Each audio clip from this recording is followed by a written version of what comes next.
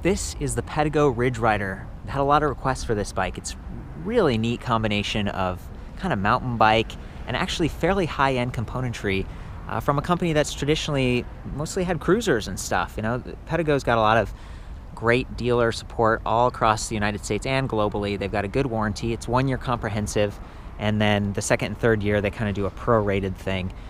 I was actually very impressed with this bike, to be honest with you, because I thought, maybe it's kind of an around town thing. You can see that it's got the bosses right here on sort of those seat stays and then right down to the bottom. So you could add a rack. You could use this as a commuter or maybe like a comfort commuter for someone who's a little more active. I love the air fork here. Keeps it lightweight. It's actually really nice. It feels very, very, very soft, but it does have lockout, so you can get rid of that bob if you're trying to be super efficient. It's got a ton of pedal assist levels. Nice little bottle cage option right there. That's something I'm always calling out because, you know, you get thirsty whether you're commuting or you're out on the trail. This is a little bit more pricey at $33.95, but if you look at something like Easy Motion, and they've had the Neo and the Evo series for about $3,000, and this actually steps things up in a big way. This is a 500-watt internally geared hub motor by Dapu. Easy Motion, I think, has 350 watts, so that's a big step up there. This is a 48-volt, 11.6 amp hour Samsung lithium-ion pack built right into the down tube, so super good weight distribution. Again, a lot of extra power, 48 volts versus 36 on that battery. So I love what you're getting here. You're getting more power, potentially more range with this too. It does only come in one size as of this review, and it's kind of an 18, maybe 18.5 inches on that seat tube right there, so kind of medium.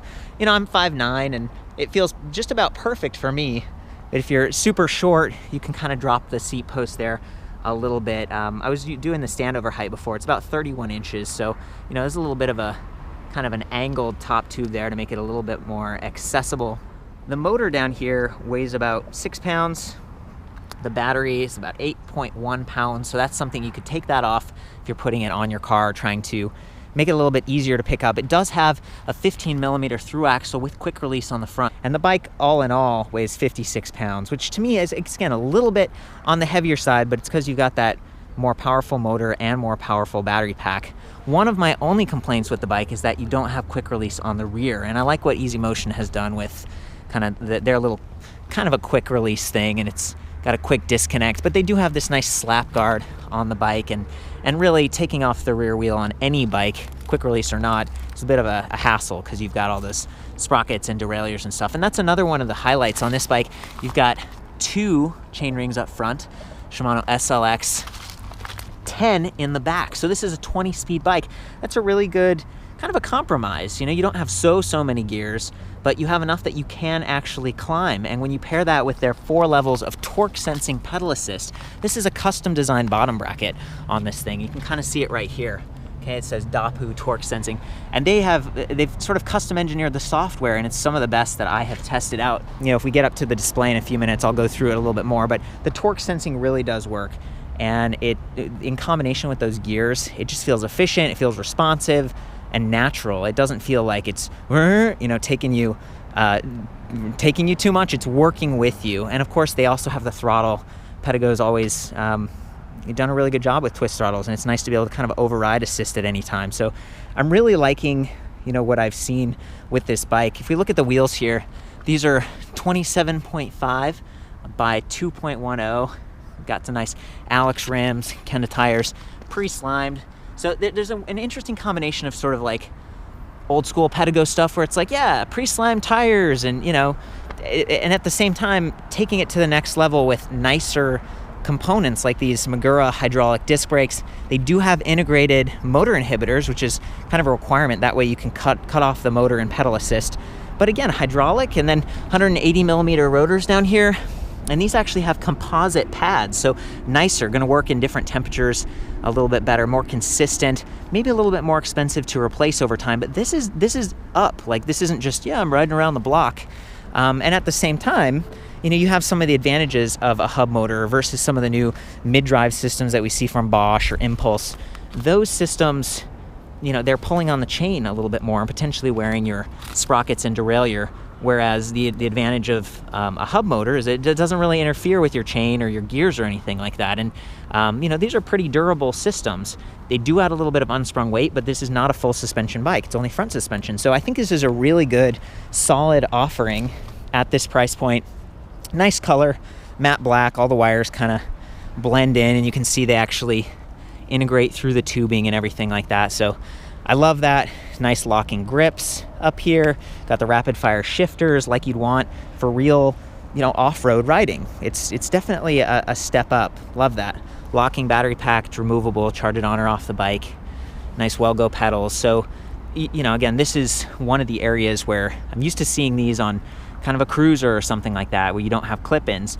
This bike, it starts to cross over into clip-in territory where you really could use it like a mountain bike and have a pretty satisfying ride. So I like that. I like that they're taking it up a notch. But then on the other hand, hey, you got a kickstand, and it's a decent kickstand, right? So it's just right at that threshold.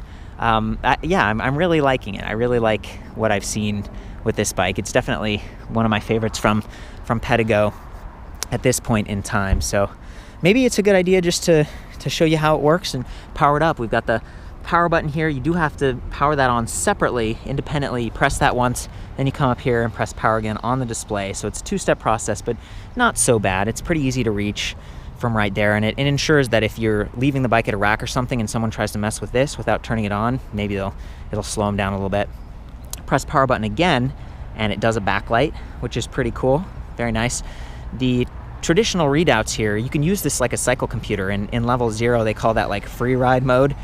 Throttle won't work, pedal assist won't work. You're just riding like a bicycle. Then they've got 4 levels of torque sensing pedal assist. And the first level is very, it's very gentle. It's something that's not overwhelming, and that's perfect for those lower gears when you're climbing. And then of course all the way up to 4, torque sensing pedal assist is going to give you the best range and be the most fluid. But if you get up to level 5, that switches over to kind of like cadence sensing. So this is an advanced pedal X system here that you know, measures a couple of different things. And cadence sensing is nice for someone who maybe you have like a sensitive knee. All you have to do is really turn the cranks, and if it senses movement, you're going to get up to 20 miles per hour, almost like you're using a throttle, except you're pedaling. So I like that. And then level 6, that's the highest level. That's actually throttle mode. So they do have throttle-only mode. They have pedal assist and they have throttle. And in any of those 5 pedal assist levels we just discussed, you can override it with the throttle. I love that. That's perfect for passing someone, climbing up a hill, you know, at the last minute. I like to ride around in lower assist levels, maybe like level 2 to conserve battery and to get a workout and, you know, feel like I'm engaged with the bike. But when I go up a hill, I'm like, oh, I'm in a hard gear. I'm not going to make it. You just hit that throttle and it takes you the rest of the way. So I love that. Also down here you can see there's like a trip meter. If we press set, changes to time, and then you got odometer. That's pretty standard. One of the things I love though is that if you hold set and plus, you can learn more about the battery. So right now it says battery percentage, 82%, in addition to these like 5 bars. Press them together again and it says how many charge cycles it's gone through. So 2. So that's great. And I think they use that with their warranty program. Remember, it's prorated for the 2nd and 3rd year, and so you get like a percentage of money back if there's an issue. Press them again and it shows your voltage. So you can start to learn about the voltage of your battery and how that impacts how much range you're gonna get, that kind of thing. I really love that. And check it out. If you press set and plus and you hold them, it actually brings up this USB icon, and you can see down here there's like a USB charging slot, and it's right where you'd want it to be. You know, if you had like a GPS mounted, or maybe you're wearing headphones or something, it kind of keeps it out of the way of the battery. A lot of other electric bikes have like a plug right on the side, and you're bound to kick it or snag it. So I love what Pedego has done here with their systems. They fine-tune this stuff, you know, it's more custom, and I've noticed that with the software too. So I'm very impressed with this bike.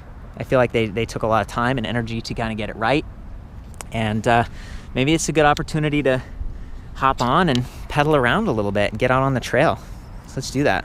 Okay, so I'm just going to go up to pedal assist level 3, and then I'm going to try to show you the motor, so when I'm pedaling you can kind of see how quickly it responds. And again, this is the torque sensing mode here.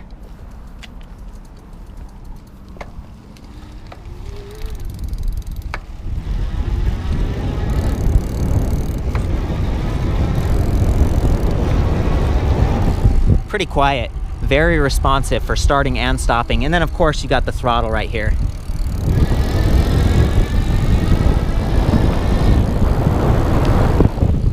That's the really satisfying part. At any time, you just gun it and get your speed on like that.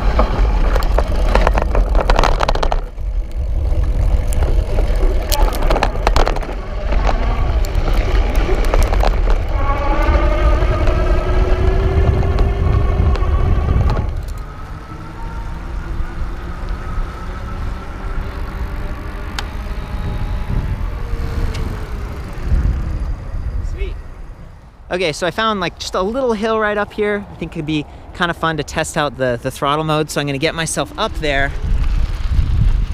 And this is with no pedaling from pretty much full stop. Powering through. You made it. Made it. You know, that's hard to do when you're just really relying on a motor. I'm not super heavy or anything, but you always kind of want to go into a hill with a little bit of power and speed for the most efficiency. So I'm pretty impressed. That's a good power test right there. One of the things I've noticed a couple times when I'm at rest, like normally I'm holding the brake and getting off, but if you let go of the brake and then you find yourself pushing down on that pedal and then you're in one of those torque sensing pedal assist modes, it can kind of like take off on you and activate the motor. So be careful with that. I think I've heard, you know, and noticed similar things on easy motion bikes, but I've noticed that on this one, it's not like I'm not sensing any activation of the motor and pedal assist because of chain bounce or anything like that. It seems pretty smooth there. But again, if you push down on the pedal to hold yourself up, I can notice that the bike will kind of take off a little bit. So keep that in mind. And again, that's why we've got those motor inhibitors. Well, I've had a ton of fun with the Ridge Rider. Very impressed with what Pedego's put together here. Again, considering this is one of their first sort of off-road bikes, it's well balanced, it's pretty well priced. You get some excellent components. So for the full write-up on this and some other e-mountain bikes, I'll see you back at ElectricBikeReview.com. And as always, ride safe.